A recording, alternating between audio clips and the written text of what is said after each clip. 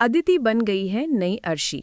जी हाँ, झनक के सेट से जो सबसे धमाकेदार, सबसे एक्सक्लूसिव और सबसे हिलाकर रख देने वाली खबर मैं, पूजा, आपके अपने चैनल ड्रामा क्वीन पूजा पर लेकर आई हूँ, वो आपके होश उड़ाने के लिए काफ़ी है।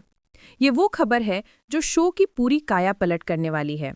जैसा कि आप सब जानते हैं, मैं पूजा, जो खुद फिल्म सिटी में काम करती हूँ, मेरी पहुँच सीधी सेट की उन खुफिया अंदर की खबरों तक होती है जो आम जनता तक कभी नहीं पहुंच पाती।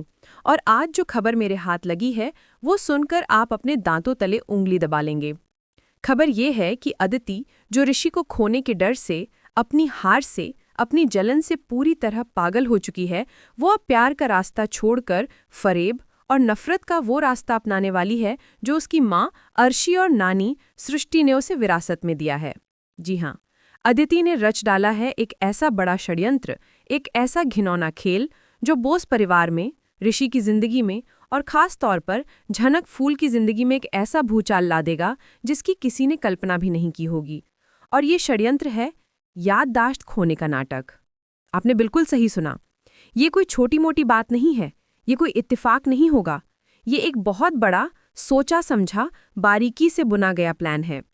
पिछले वीडियो में मैंने आपको इसकी भनक दी थी, लेकिन आज मैं, पूजा, आपको इस पूरे षड्यंत्र की शुरुआत से लेकर इसके अंत तक की, जी हाँ, खत्म होने तक की पूरी कहानी बताने वाली हूँ।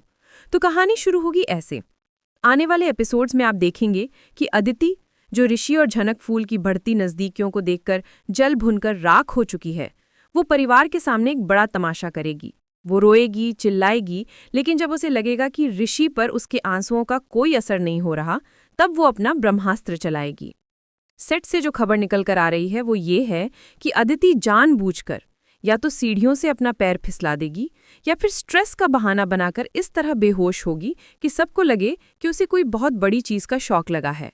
ये कोई जानलेवा हमला नहीं होगा, ये एक कंट्रोल्ड एक्सीडेंट होगा। एक ऐसा हादसा जो उसे खतरनाक चोट ना पहुंचाए, लेकिन उसे सीधा अस्पताल के बिस्तर पर पहुंचा दे। और यहीं से शुरू होगा असली घिनौना खेल। जब बोस परिवार, खास तौर पर ऋषि, पैनिक होकर गिल्ट से भरकर अदिति को अस्पताल ले जाएगा, जब सब लोग टेंशन में बाहर खड़े होंगे, तब अदिति अपनी आंखें खोलेगी। वो मासूमियत का एक ऐसा नकाब ओढ़ेगी कि पत्थर भी पिघल जाए। वो सबकी तरफ देखेगी, लेकिन उसकी आंखें सिर्फ और सिर्फ ऋषि को ढूंढेगी। और जैसे ही ऋषि, जो पहले ही खुद को अदिति का गुनहगार मान रहा है, उसके पास जाएगा, अदिति तुरंत उसे गले लगा लेगी और कहेगी, ऋषि, तुम ठीक हो ना? मुझे कुछ याद नहीं आ रहा, मैं कितनी डर गई थी। तुम मेरे पास हो ना? तुम मुझे छोड़कर कहीं नहीं जाओगे ना? परिवार वालों को एक पल के लिए लगेगा कि चलो सब ठीक है, अदिति को ऋषि की फिक्र है। लेकिन असली तमाशा, असली जहर तो तब फैलेगा जब झनक फूल उसके सामने आएगी। झनक फूल, जो शायद इंसानियत के नाते या ऋषि के कहने पर अदिति को देखने आई हो। जैसे ही वो कमरे में कदम रखेगी, अदिति का चेहरा बदल जाएगा। वो एक अजनबी, या यूं कहें कि एक नौकरानी को देखने वाले भाव से झनक फूल की तरफ देखेगी और ऋषि का हाथ कस कर पकड़ लेगी। वो ऋषि से पूछेगी, ऋषि, ये लड़की कौन है? ये हमारे कमरे में क्या कर रही है? ये वही है ना जो हमारे घर में काम करती है? इसे बाहर निकालो, मुझे अजनबियों से डर लगता है। प्लीज ऋषि, इसे भेजो यहाँ से। ये वो पल होगा, ये वो डायलॉग होगा जब सबके पैरों तले जमीन खिसक जाएगी। ऋषि शौक में होगा, अनिरुद्ध शौक में होगा और झनक फूल का दिल वहीं टूटकर बिखर जाएगा। लेकिन दो चेहरे ऐसे होंगे जिन पर एक शातिर शैतानी मुस्कान आएगी। वो चेहरे होंगे अर्शी और सृष्टि के। जी हाँ, ड्रामा क्वीन पूजा पर मैं, पूजा, आपको ये एक्सक्लूसिव डिटेल दे रही हूँ कि इस पूरे घिनौने नाटक की स्क्रिप्ट, इस पूरे षड्यंत्र की असली मास्टरमाइंड कोई और नहीं बल्कि अदिति की नानी सृष्टि है। ये वही सृष्टि है जिसने 20 साल पहले अपनी ही बेटी की जिंदगी बर्बाद कर दी, जिसने अर्शी के मन में भी सिर्फ जहर भरा। अब वही सृष्टि अपनी नातिन को भी जहर का ये आखिरी घूंट पिलाएगी। फिल्म सिटी के गलियारों में ये चर्चा जोरों पर है कि आप एक सीन देखेंगे जहां अदिति अपनी मां अर्शी के सामने रो रही होगी कि ऋषि उससे दूर जा रहा है। अर्शी उसे तसल्ली देगी, लेकिन सृष्टि उसे डांटेगी। सृष्टि उससे कहेगी, रोने से कुछ नहीं मिलता। अर्शी, तूने भी रो रोकर अपनी जिंदगी के 7 साल बर्बाद किए थे। अगर कुछ पाना है तो छीनना पड़ता है, और अगर प्यार से ना मिले तो उसे फरेब से हासिल करना पड़ता है। मर्द को प्यार से नहीं, तरस और मजबूरी से काबू किया जाता है। और यहाँ पर सृष्टि अदिति को ये याददाश्त खोने का आइडिया देगी। वो अदिति से कहेगी कि एक ऐसा नाटक कर कि ऋषि गिल्ट में ही मर जाए, उसे इतना मजबूर कर दे, उसे अपनी बीमारी के जाल में ऐसा फंसा ले कि वो चाहकर भी तुझसे दूर जाने की सोच भी ना सके। पहले तो शायद अर्शी भी इस प्लान से घबराएगी। वो कहेगी, नहीं माँ, ये सब गलत है। लेकिन सृष्टि उसे याद दिलाएगी, गलत तब भी था जब उस झनक ने तेरे अनिरुद्ध को तुझसे छीना था, और गलत आज भी है जब उस झनक की बेटी फूल तुम्हारे अदिति के ऋषि को छीन रही है। ये जंग है और जंग में सब जायज है। और बस अर्शी, जो खुद अपनी बेटी को हारते हुए नहीं देख सकती, वो भी इस झूठ में अपनी माँ का साथ देगी। माँ बेटी मिलकर अदिति को इस दलदल में धकेल देंगी। अदिति ने ये साबित कर दिया है कि वो सिर्फ अर्शी की बेटी नहीं बल्कि सृष्टि की नातिन भी है। वो जहर, वो मैनिपुलेशन, वो जिद, वो पागलपन, सब कुछ उसे विरासत में मिला है। अदिति अब पूरी तरह से ऑफिशियल तौर पर नई अर्शी बन चुकी है। अब शुरू होगा इस कहानी का दूसरा और सबसे लंबा हिस्सा, झनक फूल का टॉर्चर और ऋषि का गिल्ट। अदिति अस्पताल से घर आ जाएगी। पूरा बोस परिवार, खास तौर पर अनिरुद्ध की माँ, जो पहले ही झनक फूल से नफरत करती है, वो अदिति को सिर आंखों पर बिठा लेगी। अदिति को बेचारी मासूम का टैग मिल जाएगा और झनक फूल को मनहूस घर तोड़ने वाली। अदिति अब इस नाटक की आड़ में झनक फूल को जलील करने का एक भी मौका नहीं छोड़ेगी। वो जानबूझकर ऋषि के सामने झनक फूल को एक नौकरानी की तरह ट्रीट करेगी। ऋषि, मेरा सिर दुख रहा है, इस लड़की फूल को बोलो मेरे लिए चाय बनाकर लाए। ऋषि, मेरे पैर दबाने को बोलो इसे। ऋषि, इसे बोलो मेरे कमरे से बाहर निकल जाए, इसे देखकर मुझे घुटन होती है, मुझे कुछ बुरा याद आता है। और ऋषि बन जाएगा अनिरुद्ध 2.0, एक जीता जागता मजबूर लाचार अनिरुद्ध। डॉक्टर, जो कि सृष्टि का मिला हुआ गया है, उसे धमकाकर गया है कि अदिति को स्ट्रेस दिया तो उसकी जान जा सकती है। ऋषि गिल्ट में होगा, उसे लगेगा कि उसकी वजह से अदिति की ये हालत हुई है। वो झनक फूल से प्यार करता है, लेकिन वो अदिति की मौत का जिम्मेदार नहीं बनना चाहता। वो मजबूर होकर अपनी आंखों के सामने झनक फूल की बेइज्जती देखेगा।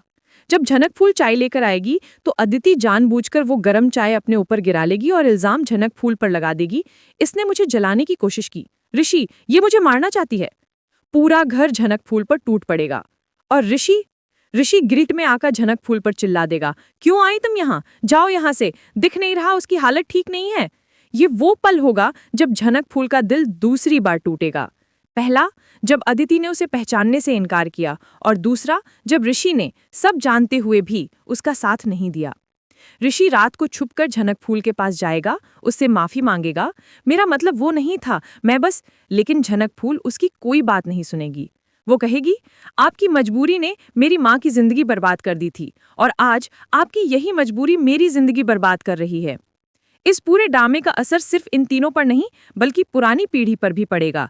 यहाँ आएगा कहानी में एक और बड़ा मोड़। ओरिजिनल झनक, नूतन का सब्र। नूतन, जो 20 साल से अपनी बेटी को पाल पोस कर बड़ा कर रही है, वो अपनी बेटी को वही दर्द, वही ताने सहते हुए नहीं देख पाएगी।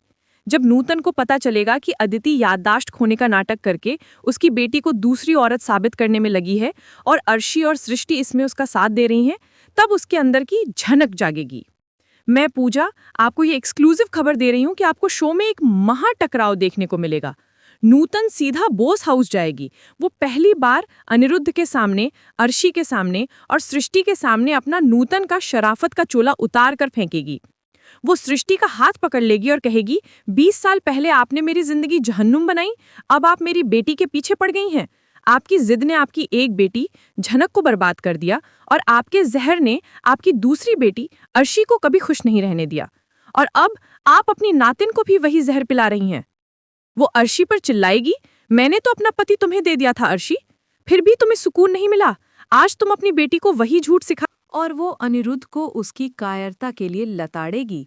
तब भी आप अपनी जिद और अपने परिवार के आगे चुप थे अनिरुद्ध बाबू, और आज भी आप अपनी जायज बेटी के झूठ के आगे चुप खड़े हैं। आप तब भी अपनी झनक को नहीं बचा पाए थे, और आप आज भी अपनी झनक फूल को नहीं बचा पा रहे हैं। आप एक कमज़ोर इंसान थे, और आप आज भी एक कमज़ोर बाप हैं। ये वो सीन होगा जो टीआरपी के सारे रिकॉर्ड तोड़ देगा।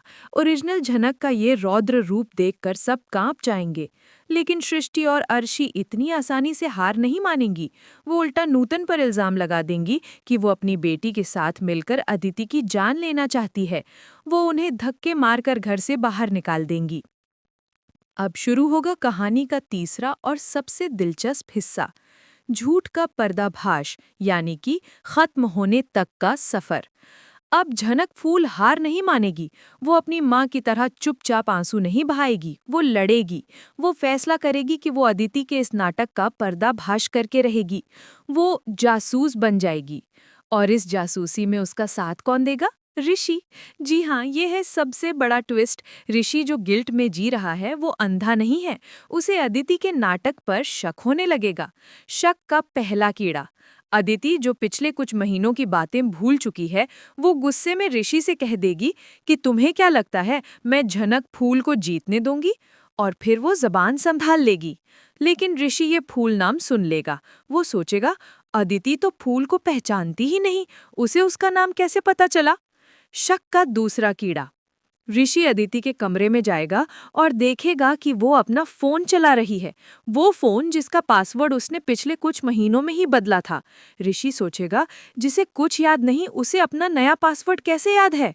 शक का तीसरा और सबसे बड़ा कीड़ा। अदिति जो बीमार है वो ऋषि से जिद करेगी कि वो उसे शॉपिंग पर ले जाए। वहां वो जिद करके गाना बजवाएगी जो पिछले हफ्ते ही रिलीज हुआ है। वो उस गाने पर झूमने लगेगी। ऋषि शौक में होगा। जिसे कुछ याद नहीं उसे नया गाना कैसे याद है? ऋषि का गिल्ट अब शक में बदल जाएगा। वो समझ जाएगा कि उसे फंसाया जा रहा है। वो चुपकर झनक फूल से मिलेगा। वो उससे माफी मांगेगा कि उसने उस पर यकीन नहीं किया। और अब ऋषि और झनक फूल एक हो जाएंगे। वो दोनों मिलकर मिशन पर्दाफाश शुरू करेंगे। ऋषि अदिति के सामने डबल गेम खेलेगा। वो अदिति के सामने और भी ज्यादा प्यार करने का नाटक करेगा ताकि अदिति ओवर कॉन्फिडेंट हो जाए। वो पूरी तरह अदिति को अपनी मुट्ठी में कर लेगा और झनक फूल सबूत इकट्ठी करेगी। वो सृष्टि पर नजर रखेगी और उसे वो चीज मिल जाएगी जिसकी उसे तलाश थी। झनक फूल को पता चलेगा कि सृष्टि हर हफ्ते उस डॉक्टर से मिलती है जिसने अदिति की झूठी रिपोर्ट बनाई थी। वो उन दोनों की मीटिंग का एक वीडियो बना लेगी जहां सृष्टि उस डॉक्टर को पैसे दे रही है। लेकिन ये सबूत काफी नहीं है। उन्हें खुद अदिति के मुंह से सच उगलवाना है। और अब आएगा इस कहानी का अंत, खत्म होने तक का वो महा एपिसोड जिसका आप इंतजार कर रहे हैं। फिल्म सिटी से जो पक्की खबर मैं पूजा आपके लिए ड्रामा क्वीन पूजा पर लाई हूँ वो ये है कि बोस परिवार अदिति के पूरी तरह ठीक हो जाने की खुशी में एक बहुत बड़ी पार्टी रखेगा। इस पार्टी का असली मकसद होगा सृष्टि और अर्शी द्वारा ऋषि और अदिति की शादी की नई तारीख का ऐलान करना। पार्टी शुरू होगी। अदिति ऋषि का हाथ पकड़कर सबकी सिंपैथी लेती फिरेगी। वो बेचारी और मासूम होने का ऑस्कर विनिंग परफॉर्मेंस देगी। ऋषि भी मुस्कुराते हुए उसका साथ देगा। झनक फूल एक कोने में खड़ी सब देख रही होगी। सृष्टि माइक लेगी। आज हम सब यहाँ अपनी पोती अदिति की रिकवरी के लिए इकट्ठे हुए हैं और इस खुशी के मौके पर हम एक और ऐलान करना चाहते हैं, ऋषि और अदिति की शादी। जैसे ही वो ये बोलेंगी झनक फूल चिल्लाएगी, रुकिए। सब लोग शौक में उसकी तरफ देखेंगे। अर्शी चिल्लाएगी, तुम्हारी हिम्मत कैसे हुई? झनक फूल कहेगी, हिम्मत तो आपकी बेटी और आपकी माँ ने की है, इतना बड़ा झूठ बोलते हुए।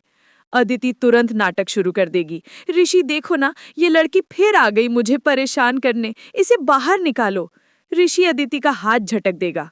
वो अदिति से कहेगा, नहीं अदिति, आज तुम्हें कोई बाहर नहीं निकालेगा, आज सब सच देखेंगे। अदिति शौक में ऋषि को देखेगी और ऋषि झनक फूल को इशारा करेगा। झनक फूल अपना फोन पार्टी के मेन प्रोजेक्टर स्क्रीन से कनेक्ट कर देगी जिस पर पार्टी की तस्वीरें चलनी थीं, और स्क्रीन पर प्ले होगा एक वीडियो। ये वीडियो झनक फूल और ऋषि ने मिलकर रिकॉर्ड किया होगा। वीडियो में अदिति अपने कमरे में अकेली है। वो फोन पर सृष्टि से बात कर रही है। वीडियो में अदिति हंसते हुए कह रही है, नानी मजा आ गया, आपका प्लान सुपर डुपर हिट है। वो बेवकूफ ऋषि तो मेरे आगे पीछे घूम रहा है, उसे लगता है मैं सच में सब भूल गई, उसे क्या पता मैं तो बस नाटक कर रही हूँ। और वो झनक फूल, हा हा हा, उसकी शक्ल तो देखने लायक होती है जब ऋषि मेरे सामने उस पर चिल्लाता है, बस नानी रानी जल्दी से शादी की तारीख पक्की करवाओ। एक बार मेरी ऋषि से शादी हो जाए, फिर मैं उस झनक फूल को इस घर से धक्के मारकर बाहर निकालूंगी। वो क्या समझती थी, वो मेरी माँ की तरह मुझसे मेरा प्यार छीन लेगी? मैं अदिति हूँ, अदिति अर्शी बोस। पूरी पार्टी, पूरा बोस परिवार, सारे मेहमान सब सन। अर्शी और सृष्टि के चेहरे का रंग उड़ जाएगा। और अदिति, अदिति कांप रही होगी। वो ऋषि की तरफ देखेगी। ऋषि का चेहरा, उस पर गुस्सा नहीं, उस पर सिर्फ और सिर्फ नफरत और घिन होगी। वो धीरे धीरे अदिति के लिए ताली बजाएगा। वाह अदिति वाह, क्या एक्टिंग की है तुमने। तुमने तो अपनी माँ और नानी को भी पीछे छोड़ दिया। मैं बेवकूफ था। मैं गिल्ट में जी रहा था कि मेरी वजह से तुम्हारी ये हालत हुई। मैं अपनी ही मोहब्बत झनक को जलील कर रहा था सिर्फ तुम्हारी इस झूठ के लिए। अदिति जब देखेगी कि वो फंस गई है तो वो अपना आखिरी दांव खेलेगी। वो रोने चिल्लाने लगेगी। हाँ, किया मैंने, झूठ बोला मैंने। और क्या करती, मैं क्या करती जब मेरा मंगेतर किसी और लड़की के साथ। मैं उसे खोना नहीं चाहती थी। मैंने जो किया अपने प्यार के लिए किया। झनक फूल जवाब देगी, ये प्यार नहीं है अदिति, ये जिद है, ये पागलपन है। जो मेरी माँ ने सहा वो तुम मुझे सहने पर मजबूर कर रही थी। मेरी माँ ने अपना प्यार कुर्बान कर दिया था, लेकिन मैं नहीं करूंगी। और फिर वो होगा जिसकी किसी ने उम्मीद नहीं की थी। अनिरुद्ध, जो अब तक चुप था, वो अर्शी की तरफ देखेगा। बस अर्शी बस, 20 साल मैंने तुम्हारी जिद का नतीजा भुगता है। मैंने अपनी झनक को खोया और अब मैं अपनी बेटी फूल को भी खो देता, तुम्हारी इस परवरिश की वजह से। मुझसे गलती हुई थी, लेकिन तुमने और तुम्हारी माँ ने मिलकर जो किया है वो गुनाह है। अर्शी टूट जाएगी। वो अपनी बेटी अदिति के पास जाएगी और उसे एक जोरदार थप्पड़ मारेगी। क्यों क्यों किया तुमने ये सब? तुम भी मेरी तरह बनना चाहती हो, एक ऐसी औरत जिसे उसका पति कभी प्यार ना कर सका? मैंने अपनी पूरी जिंदगी एक गलती का पछतावा किया और तुमने वही गलती दोहरा दी। ये अर्शी का टूटना होगा। और अंत में ऋषि अदिति, अर्शी, सृष्टि सबको देखेगा और फिर वो सीधा झनक फूल के पास जाएगा। वो पूरे परिवार के सामने, सारे मेहमानों के सामने झनक फूल का हाथ पकड़ेगा। वो कहेगा, मैं बहुत बड़ा बेवकूफ था। जिसकी मैं इज्जत नहीं कर रहा था वही सच्ची थी, और जिसे मैं बेचारी समझकर उसकी देखभाल कर रहा था वही सबसे बड़ी धोखेबाज निकली। मैं अपनी जिंदगी का हर फैसला गिल्ट में नहीं ले सकता। मेरा सच ये है। वो झनक फूल का हाथ पकड़कर कहेगा, मैं जा रहा हूं झनक के साथ। और इस कहानी का अंत होगा।